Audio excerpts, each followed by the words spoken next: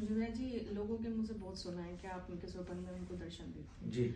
लेकिन मैंने ये भी बहुत सुना है कि आप उनको स्वप्न के माध्यम से उनका उद्धार भी हुआ है और बहुतों को बहुत चीजें स्वप्न के माध्यम से मिली हैं, तो उनको वो चीज मतलब ऐसा महसूस हुआ कि वो रियलिटी में भी उनके जीवन में वो चीज हुई है।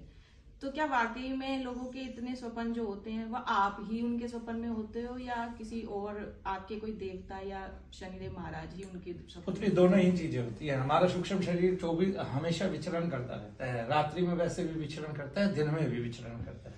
तो सबके पास कई शरीर होते हैं, स्थूल होता है, लिंगीय शरीर होता है, सूक्ष्म शरीर होता है। तो सूक्ष्म शरीर जो है उसमें जैसे संकल्प, जैसे भाव पहले से है जन्मार्जित और जन्म और पार्जित जो भाव है वो आप पूर्ण करते हैं, परिपूर्ण करते हैं। और अगर आप में संसार की कल्याण की भावना है तो ईश्वर भी परिपूर्ण करते हैं। तो कई बार क्या होता है, आदमी जुड़ा होता है, जैसे कल भी कोई बहना बता रही थी कि आप तो मुझे बुला के लेके आए हो, आपने कहा बकायदा चल उठ खड़े हो। अभी एक मुस्लिम भाई आया था, वो बता रहा था कि आप उस चौराहे पे खड़े होकर मुझे बुला रहे थे, मैं तब आया हूँ। ठीक है, तो वो अपनी पत्नी को लेके आया, उनको आए बहुत दिन हो गए थे, कई साल आए हो गए थे। तो बोला जी आप मुझे चौराहे पे खड़े होकर बुला रहे थे इस वाले पे। आ गए ना। तो मैं जब यहाँ आपने शुरू किया था मैं तभी आया था। तो उसके बाद ऐसे हजारों लोग स्वप्न में बताते हैं कि आपने माथे पे हाथ रखा, चीजें निकाल ली।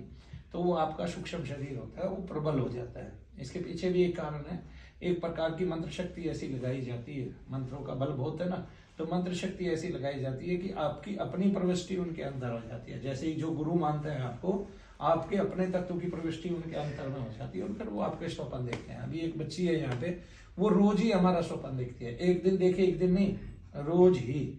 और रोज ही वो स्वप्न में अनेक अनेक बातें देखती है और कई ऐसी बातें देखती हैं जो उसके जीवन में घटित हो रही है ना। तो पुत्री, ये क्या है, ये एक बल है और ये वो बल है जो आध्यात्मिक बल है, जिसको आध्यात्मिक बल बोला जाता है। जय शनिदेव।